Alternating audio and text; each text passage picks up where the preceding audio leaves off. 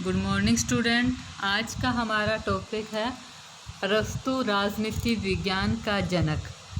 अरस्तु को प्रथम राजनीतिक वैज्ञानिक के रूप में भी देखा जाता है।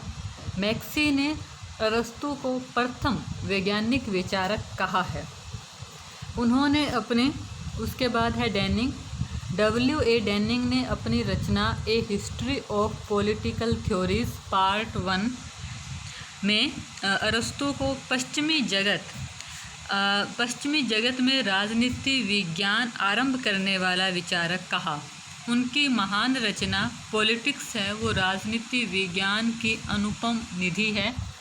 अरस्तु ने आगमनात्मक पद्धति का प्रयोग किया है और राजनीति विज्ञान को एक स्वतंत्र विज्ञान की गरिमा प्रदान करने का कार्य किया है।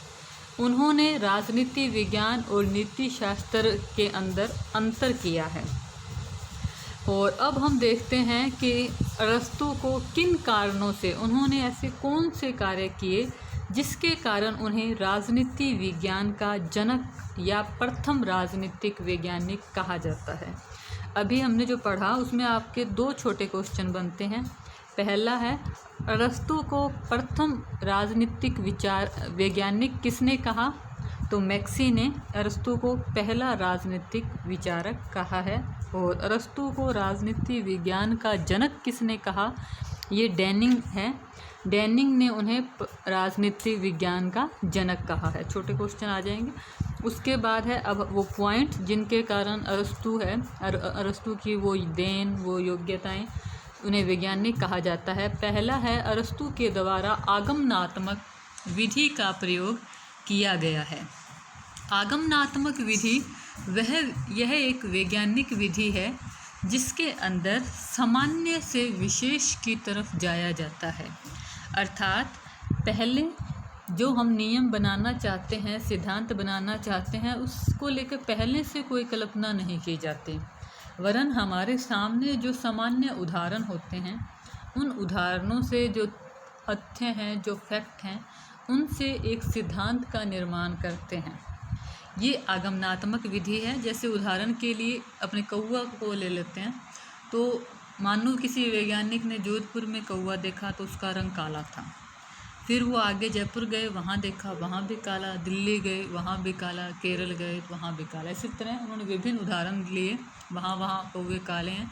तो फिर एक विशेष नियम क्या बन गया, वे कौवा काला होता है। तो इसी तरह अरस्तु ने अपने समय के 158 संविधानों का अध्ययन किया, मतलब उनके समय के जो थे सभी का अध्ययन किया। उसके बाद उन्होंने संविधानों का वर्गीकरण प्रस्तुत किया। तो ये उनकी विधि है, आगमनात्मक विधि। दूसरा उनका कार्य, राजनीति शास्त्र को नीति शास्त्र से पृथक करना। प्लेटो है वो राजनीति शास्त्र और नीति शास्त्र को एक ही मानता है, उनमें कोई भेद नहीं करता। वहीं अरस्तु ने राजनीति शास्त्र को एक स्वतंत्र विषय माना और नीति शास्त्र से पृथक किया। उन्होंने कहा कि राजनीति शास्त्र अपने आप में साध्य है, उसके समय के उद्देश्य और लक्ष्य हैं। यथार्थवादी विचारक, अरस्तु प्रथम विचारक थे जिन्होंने राजनीति पर यथार्थवादी और व्यवहारिक दृष्टिकोण विचार दिया। जैसे प्लेटो का हमने पहले अध्ययन कर चुके हैं, तो हम देखते हैं कि वो आदर्श राज्य की बात करता है। वो बताता है भी ये होना चाहिए, ये होना चाहिए, एक नैतिक टारगेट देता है। और जबकि अरस्तु है वो क्या बताते हैं, क्या है और हम जो है उससे और अच्छा कैसे अपना सकते हैं। अतिवाद से बच के वह मध्यम मार्ग को अपनाने पर बल देता है। वो सरकारों के अंदर भी मध्यम मार्गीय रास्ते को अपनाने का बल देता है। राज्य के पूर्ण सिद्धांत का क्रमबद्ध निरूपण, अरस्तु पहला विचारक था जिसने राज्य के पूरे सिद्धांत का वर्णन किया। अर्थात राज्य का जन्म, उसका विकास, उसके विभिन्न स्वरूप और संविधान की रचना कैसे होती है, सरकारों के विभिन्न प्रकार, नागरिकता की व्याख्या, कानून की सर्वोच्चता, क्रांति आदि अनेक विषयों पर उन्होंने विस्तार से कार्य किया है। वे सभी आधुनिक राजनीति शास्त्रियों के चिंतन के विषय हैं। इन विषयों पर उन्होंने इतना व्यापक कार्य किया है कि उन्हें आधुनिक राजनीति का जनक कहा जाने लगा। संविधान का वैज्ञानिक वर्गीकरण। अरस्तु पहले यूनानी विचारक थे जिन्होंने संविधान और उसका विभिन्न वर्गीकरण किया। अरस्तु ने अपने समय में प्रचलित 158 देशों के संविधानों का सूक्ष्म अध्ययन किया। उस अध्ययन के बाद उन्होंने संविधानों का वर्गीकरण किया। उन्होंने संविधान का वर्गीकरण 2 आधारों पर किया है। पहला संख्या और दूसरा गुणों के आधार पर। संख्या में उन्होंने बताया एक व्यक्ति के पास शक्ति हो, कुछ व्यक्तियों के पास शक्ति हो या बहुत सारे व्यक्तियों के पास शक्ति हो। इसी वर्गीकरण को गुणों के आधार पर देखें तो उन्होंने कहा कि अगर एक व्यक्ति के पास शक्ति है और वो जनता के हित में कार्य कर रही है, उसका उद्देश्य है वो अच्छा है, गुण या उद्देश्य, तो इसका मतलब वहाँ राजतंत्र है। अगर वह व्यक्तिगत स्वार्थ के लिए कार्य कर रहा है एक व्यक्ति, तो वहाँ पर निरंकुश तंत्र है।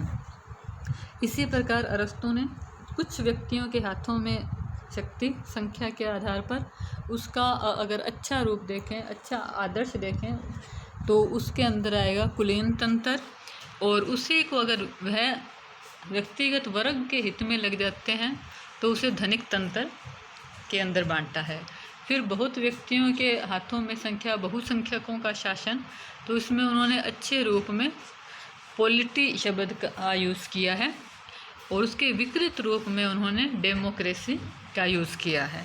ये था अरस्तु के द्वारा संविधानों या सरकार का वर्गीकरण।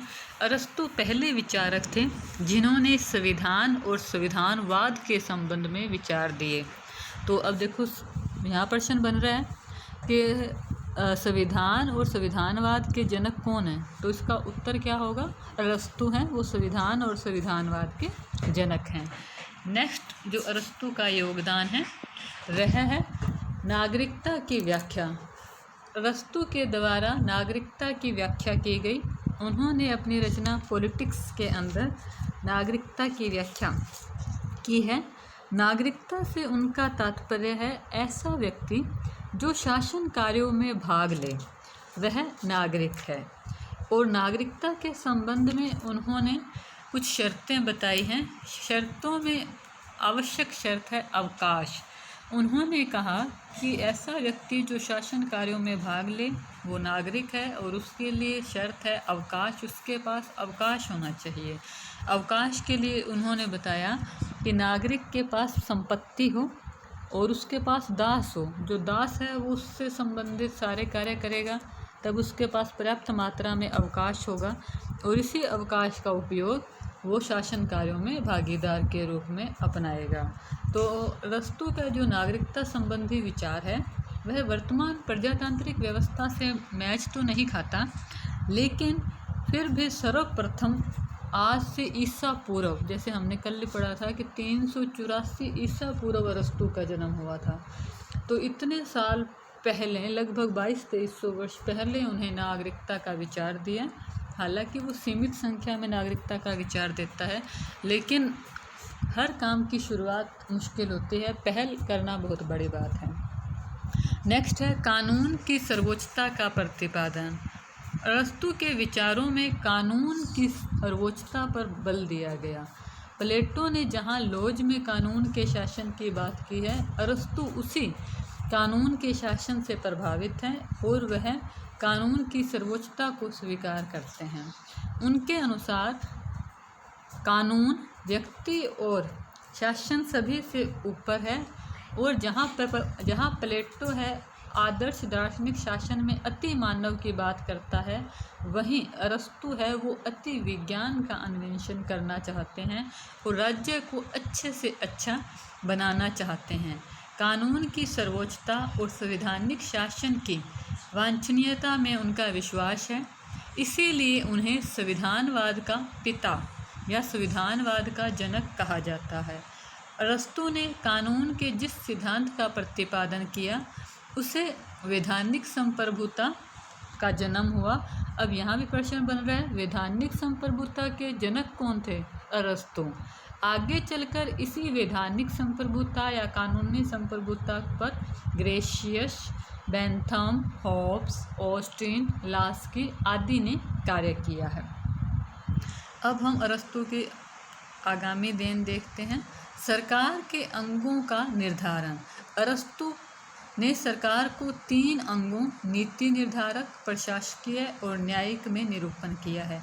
पहला विचारक जिसने शक्ति पृथक्करण का सिद्धांत दिया है वह भी अरस्तु है। उन्होंने, जिसे हम आज कार्यपालिका, व्यवस्थापिका और न्यायपालिका कहते हैं, उस समय अरस्तु ने नीति निर्धारक, प्रशासकीय और न्यायिक कार्य में 3 भागों में बांटा था। अरस्तु ने इन विभिन्न शासकीय अंगों के पूरे संगठन, कार्यक्षेत्र, शक्तियों के बारे में विस्तृत विवेचन किया है और इसी से अरस्तु ने शक्ति पृथक्करण के सिद्धांत की खोज में अहम भूमिका निभाई। नेक्स्ट योगदान है राजनीति पर भौगोलिक आर्थिक प्रभावों का अध्ययन। अरस्तु ने राजनीति पर पड़ने वाले भूगोलिक और आर्थिक प्रभावों पर बहुत अधिक बल दिया। उन्होंने उन तथ्यों का प्रतिपादन किया। संपत्ति का लक्ष्य। अरस्तु ने संपत्ति का अधिकार है वो नागरिकों को दिया है और संपत्ति के वितरण के बारे में भी, मतलब संपत्ति का किस प्रकार उपभोग हो सकता है, उसके 3 रूप बताए हैं। उसके अंदर उन्होंने कहा है, एक तो है व्यक्तिगत संपत्ति हो और उसका सार्वजनिक प्रयोग हो, एक है सार्वजनिक संपत्ति हो और उसका व्यक्तिगत प्रयोग हो, और दूसरा है सार्वजनिक संपत्ति हो और सार्वजनिक ही प्रयोग हो। इन तीनों प्रकार की संपत्तियों में अरस्तु व्यक्तिगत संपत्ति हो और उसका सार्वजनिक प्रयोग हो को सबसे अच्छा तरीका मानते हैं उत्पादन और वितरण के साधनों में। इससे अरस्तु कहते हैं कि समाज में आर्थिक असमानता है वो नहीं बढ़ेगी।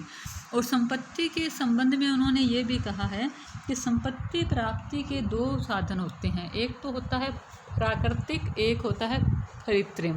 प्राकृतिक के अंदर व्यक्ति समय की मेहनत से संपत्ति का अर्जन करता है। कृत्रिम में ब्याज, जैसे किसी को टैक्स वो पैसा दिया फिर ब्याज लिया, सूदखोरी, तो वह सूदखोरी को सही नहीं मानते। तो इस प्रकार हमने देखा कि अरस्तु वास्तव में पहले राजनीतिक वैज्ञानिक हैं और उन्होंने राजनीति को पूर्ण विज्ञान प्रदान करने के लिए बहुत सी नवीन सिद्धांतों का प्रतिपादन किया है। वह एक यथार्थवादी और व्यवहारिक विचारक हैं जिन्होंने राजनीति को नीति शास्त्र से पृथक कर स्वतंत्र विषय के रूप में स्थापित किया। धन्यवाद।